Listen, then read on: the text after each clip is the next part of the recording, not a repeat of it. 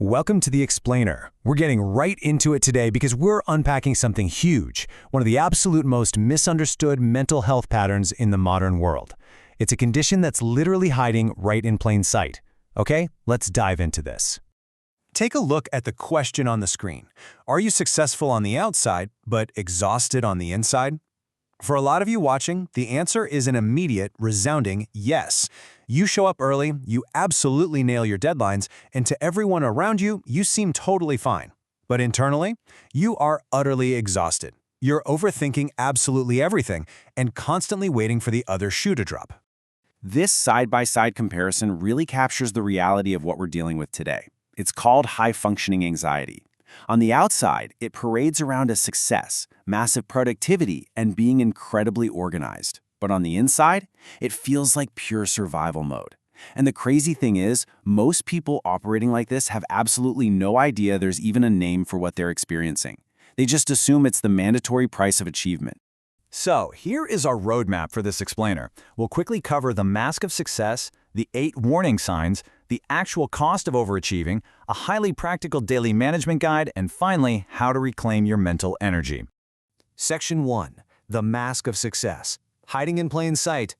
While high-functioning anxiety isn't an official diagnosis in a clinical manual, psychologists widely recognize it as a very real, very prevalent pattern. And it's crucial to understand the dynamic here. A person with high-functioning anxiety gets things done because they are anxious, not in spite of it. The fear of failure keeps them working late. The fear of judgment keeps them perfectly polished. The fear of disappointment forces them to over-prepare for literally everything. And this brilliantly illustrates where it comes from. This pattern almost always has roots in childhood. If you grew up in an environment where love felt kind of conditional on your performance, or where making mistakes just wasn't safe, you formed a core belief. You told yourself, if I achieve, I am safe. If I stop, something bad is going to happen. Fast forward to present day, and that exact same belief is still running your nervous system. It's just disguised as a fancy job title and a wildly busy calendar. Section 2. 8 hidden warning signs. Spotting the pattern. Does this internal monologue look familiar at all? Did I say something wrong? Are they upset with me? This is the unbearable need for constant reassurance. It is such an exhausting mental loop to be stuck in. You send a quick email and instantly wonder if it sounded too direct. You leave a meeting and replay some tiny comment you made over and over again, terrified you upset someone. Let's look at the broader mental and social toll. Small choices suddenly feel massive, which leads to chronic overthinking. You struggle to just sit down and relax, because the second there's nothing to do, guilt creeps right in and your brain starts scanning the horizon for something new to worry about. You're constantly prepping for worst-case scenarios and labeling it as just being responsible. And then, of course, there's the inability to say no. Saying no feels dangerous because it might disappoint someone. So you say yes to everything and secretly build up an intense amount of resentment. Then you've got the physical and behavioral signs. Busyness literally becomes your coping shield. The logic is, if you keep moving and keep achieving, the anxiety doesn't have time to catch up to you. But here's the thing, the body always keeps score. Your mind might refuse to acknowledge the stress, but your body is carrying it. We're talking a tight chest, a tense jaw, headaches, stomach knots. Add in a constant habit of comparing yourself to everyone else and feeling like you're somehow falling short, and you have a perfect recipe for total exhaustion. Section 3. The cost of overachieving. The engine runs too hot. So the crucial point is this. High-functioning anxiety is a total trap. Because it looks exactly like success, you tell yourself you're fine. You convince yourself that this underlying stress is simply the mandatory price of your achievement and that without it, you'd lose your edge. But an engine running this hot simply cannot last forever without a breakdown. It's just not possible. Chronic stress takes a very real, measurable toll on you. Over time, running your nervous system on pure fear actually damages your immune system and severely disrupts your sleep patterns. It strains your relationships because you are perpetually drained and on edge. Eventually, this high-wire act dramatically increases your risk of severe burnout and even clinical depression. It is simply an unsustainable way to live your life. Section 4. Practical Daily Management Guide. Let's talk about what you can actually do about this. Step 1 is incredibly simple, but absolutely powerful. Name it.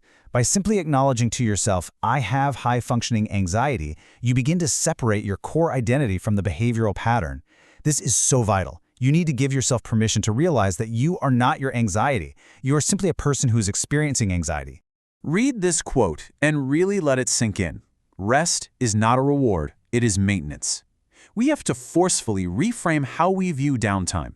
For the high achiever, rest feels like something you only get to do once the entire to-do list is finished, which, let's be honest, is literally never. But rest is not a reward for good behavior. Your nervous system biologically requires recovery time to function correctly. It's mandatory maintenance. Which leads us directly to step 2, build intentional rest. If you're a high achiever, use your incredible organizational skills to your advantage here. Schedule your rest time exactly the same way you schedule a crucial client meeting. Make it a non-negotiable habit. Even if it's just blocking out 20 minutes on your calendar to step away from all your screens, do it. Build these small habits for rest and protect that time fiercely. Let's move to the next slide and see how this builds into uncertainty tolerance. Anxiety hates uncertainty. When we feel anxious, our default response is to seek control, like constantly refreshing our inbox just to feel safe. The goal here is to shift toward the tolerance response. That's the ability to sit with small unknowns and just let things be without immediately trying to fix them. This brings us to step 3, and this is a massive focus for us. Practice tolerating uncertainty through progressive exposure. You have to train your brain that uncertainty is actually survivable.